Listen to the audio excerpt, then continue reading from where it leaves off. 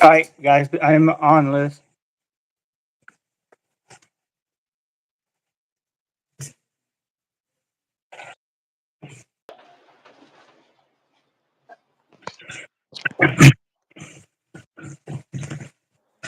Hey, how's it going, Jahiem? Good in you, good in you.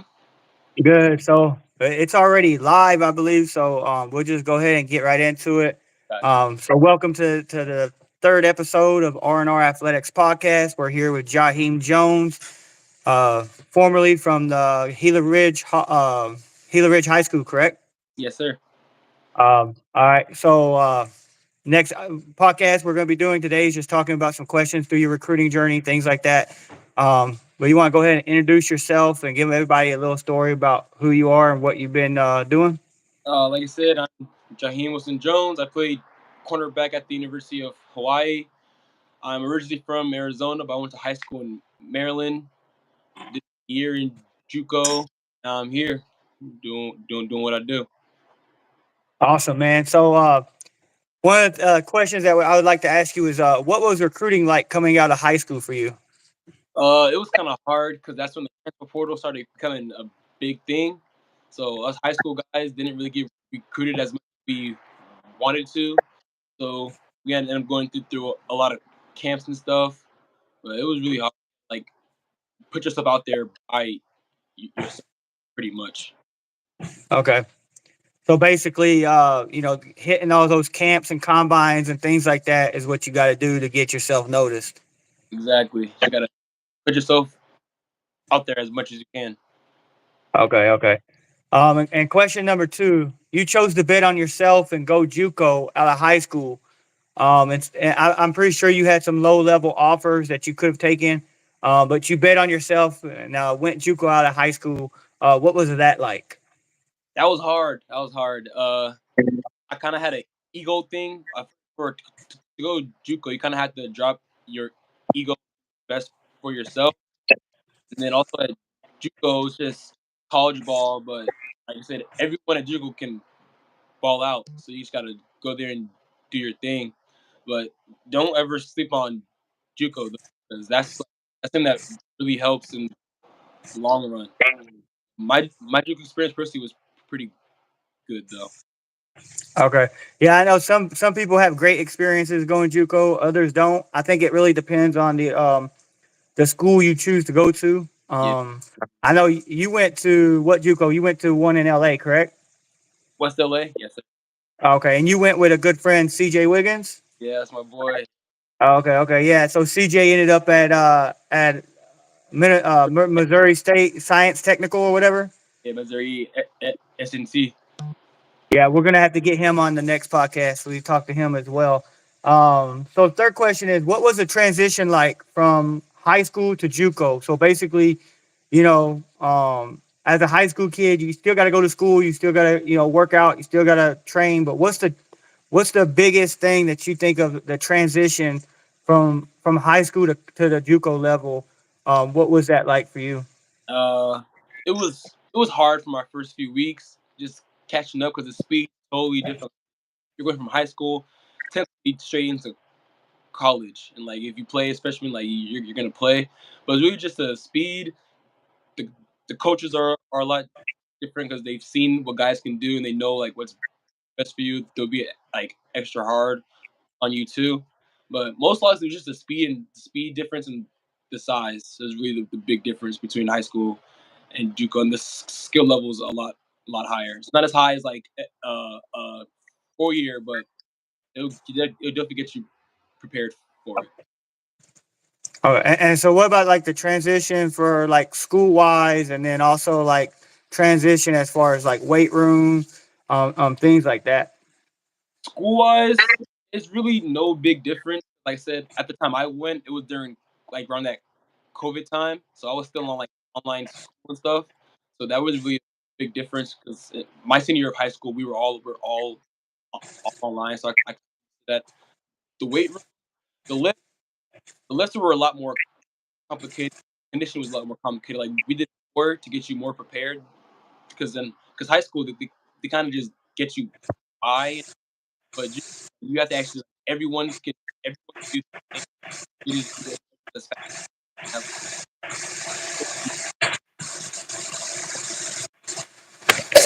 Yeah, you're cutting out a little bit there.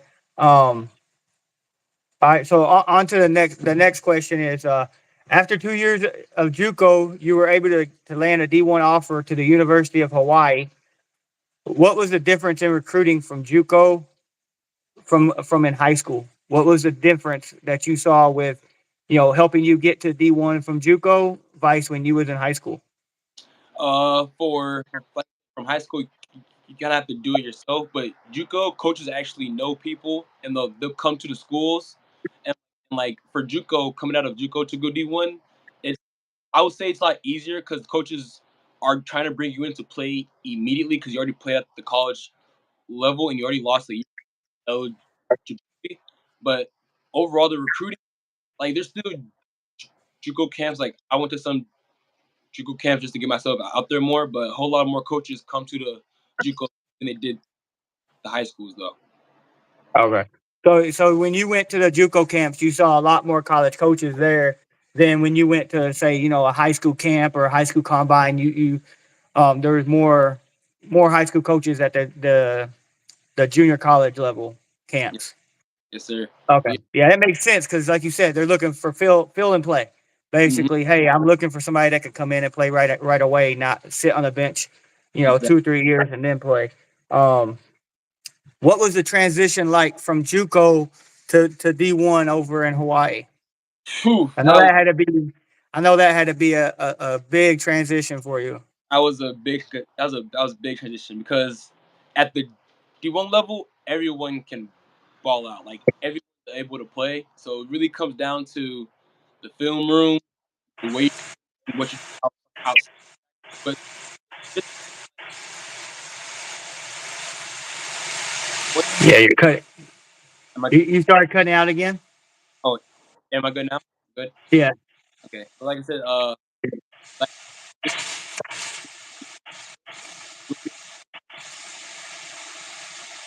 more. yeah. There's more. You just keep cutting in and out. The farther you go back, yeah. Okay. Okay. Like ball out, so more competition. So like there's no like advantages to anything, and it's an equal playing field. So like so you have to come with your A game for sure. Okay, yeah, that makes sense. I mean, you're competing against other D1 athletes for a road to go out there and play on Saturdays. So, um, it's what was the transition like as far as like living, in the JUCO to going to D1? Like, how was the transition for that? Like the weight room and all that stuff as well. Uh, living wise, it was pretty easy transition because like at JUCO, me personally, I lived off campus as well. And when I got here, I lived off campus, so I kind of knew how to operate and get places. And then the and then requiring the weight room, oh, that's huge difference. People over here benching what I couldn't even imagine seeing at for high school. Like everyone's strong. The lifts are a lot more complicated. We do a lot with heavier weight because like outside of strictly development, there's no just we're gonna maintain. It's always trying to get stronger, faster, and better every single day. So we have different types of lifts every day that require different movements and all. So it's really a huge change. Like it took me a while to get used to all of this. Okay, so basically, you're saying that during season, you guys are lifting to just maintain during season, but after season, it's all about gain, bigger, stronger, faster. Development, exactly. Okay, yeah. So, all right. The next question is, how does it make you feel to achieve your dreams of being a D1 athlete? Oh man, that's a great question, man. It's just for me. I don't let my ego get too big, but I know that I've made it farther than a lot of people have. But I don't let that get to my head. I still have a lot more work to do. But coming from a small town like Yuma, especially when like people don't usually get out as much, and knowing that I was one of the few to actually do it makes me like actually like gives me the more confidence to say that I actually have a chance to go like all the way, and like most definitely coming back home and seeing kids and stuff makes me feel like they're also going to be next. So it feels like I'm actually doing something for sure. Yeah, you're definitely setting an example for others in the community and holding that standard and saying, "Hey, if I can do it, you can do it. You just gotta work at it." Um, so as a D1 athlete and in the world of NIL deals, have you been able to land any NIL deals, and if so, with who? And can you explain how the NIL deals work at Hawaii? I know some schools have collectives, and they give each kid so much money, and things like that. Do you have was you able to get anything like that there at Hawaii? No, I didn't. But Coach Chang, our head coach, is doing a great job with getting us out there.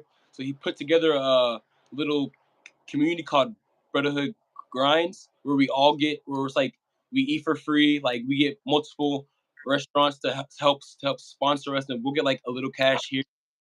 But technically, NIL is name, image, and likeness, basically. So if you are a big time player or like you have a lot of popularity behind you, certain brands, companies will hit you up to get their brand out there. So they'll use your name, image, and likeness to promote their brand, and then you'll get the benefits off of that. But personally, I don't. You'll be my first NIL deal, which I appreciate you a lot for that. But other than that, I don't really have any other NILs now. Yeah, and after looking at the orders today, we've sold about 10 Heems Island hoodies. So whatever that's gonna come out to, I'll have your check sent out by the end of at the end of the month. That way it gives you some little spending money and stuff while you're out there on the island. And I'm glad I could be able to work with you on that. And for all those that don't know, you can go to rnrathletics.com, go to the shop, and you can purchase your Heems Island hoodies there. They're really sweet. Um, I actually got myself one so I can wear it around too. So the next question is, what is your honest opinion about the transfer portal? Everybody I talk to kind of has a different opinion on the transfer portal. Coaches, players, everybody has different opinions. And I like to ask this question just because everybody has a different opinion, and I just like to see the different opinions that everybody has. So that's why I always ask this question on every interview. Um, what is your honest opinion on the transfer portal? I got mixed feelings. Like, I hate it from just I hate it for just it being hard for me to get to this point because it ruins a lot of high school players' opportunity to go. But I also do love it being here at this point and knowing that we can get more guys to help us win more games. But my overall opinion, I don't really like it that much. It just ruins college football in my opinion. It ruins the brotherhood, the culture, and most people now are just doing it for the money. So I mean, I don't really have the best. Money and attention. And so like my opinion is kind of like yours. I got mixed feelings, right? Um, you're a high school kid. You're not getting recruited because Colorado just took 25 transfer portal guys and only took 5 or 6 high school guys, right? So in that aspect, I don't like it because you, you're hurting the high school recruiting. And some people say, oh, well, it's not hurting high school recruiting because if they take 25 transfer guys, well, those 25 spots are open in other teams. So I can see where they're saying that, and I can kind of see where that comes into play. But at the same time, some of these transfers are coming from D2, D3, NAIAs. So JUCO, so it is kind of hurting the high school recruiting. It's just not. It might not be hurting as bad as a lot of people think it is, but it is hurting. And then I like it for the simple fact is I think everybody should have a one-time transfer, but it should only be done at your freshman year. That's Hmm. the way I feel. If you commit somewhere and you're promised all these things, and then you get there and it don't happen, I think you should be allowed to transfer. But as a sophomore, junior, senior, I think you at that point you should have to, sit out a year if you decide to transfer because you had that chance as a freshman if you didn't like where you were at to transfer. And so that's why I think that they need to kind of, make some changes with the transfer portal to try to make it even out a little bit more. And I think that would be a lot better. Just for the simple fact is you're what, a junior now, right? Going into junior. Um, so if you were, say you were a freshman going into college and you got to Hawaii and you're like, you know what, I'm homesick. I don't like being over here on the island. I'm too far away. Um, you know, you could say, okay, I want to transfer back home to another school closer, right? But if you became a junior like you are now, and you decide, oh well, I've been here 3 years. Now I just want to transfer because I didn't work hard enough. I didn't get the positions I wanted or whatever. I think you should have to sit out if you transfer. That's just how I feel about it. But like I said, everybody kind of feels a little bit different. So, Yeah, um, the definitely. the next question, what was that? So yeah, there's definitely a whole bunch of factors to it, pros and cons to it, like Yeah, there's pros and cons, definitely. ability.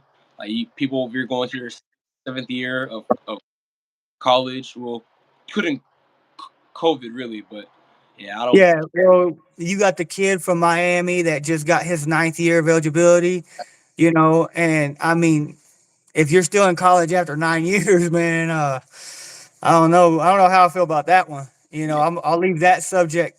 I'll leave that subject for another day. Um, but if my son was 9 years in a college, I'd be like, all right, well, you better have a lawyer degree or something to show for that. Like, what have you been doing in 9 years? Um, what can the University of Hawaii fans expect from you this season? Um, as your personal self, not as the whole team, but what can they expect from Jahiem Jones?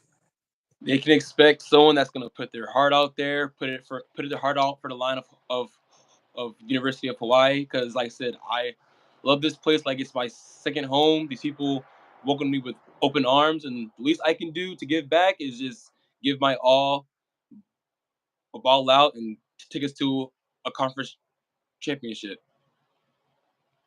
All right, and then the last question is going to be: is there anyone you would like to say thanks to before we wrap the show up? High school coaches, college coaches, JUCO coaches, mom, dad, brother, sister, anybody like that you like to give a shout out to before we wrap up today's show? I just want to shout out to my parents, my Uncle Kamin, my coaches out here, Coach Chang, Coach Thurman, and all of them. I, I appreciate you and the big man upstairs, of course. That's for always. All right. Well, hey, Jahiem, man, it's been great talking to you. Uh, I really appreciate you getting on today and taking some time to talk with me. Appreciate you letting me sign you to the first NIL deal, and Appreciate look forward to continue working with you and coming up with a second idea for you right now. Maybe some Jahiem Jones towels that everybody can wear during the games, things like that. I got some other ideas that I want to do, and I'll run them past you. But again, if you guys are out there, go copy one of the Heems Island hoodies. Promise you won't be disappointed in that. They're going to be great, especially because out in Hawaii, they're a little bit thinner material than the actual cotton. So they're kind of polyester, so they're a lot thinner. So you can wear them during the summer as well, we won't be as hot. So again, man, thank you for jumping on, and I appreciate you giving me that opportunity to work with you. Thank you for the opportunity. Appreciate you. All right, appreciate you.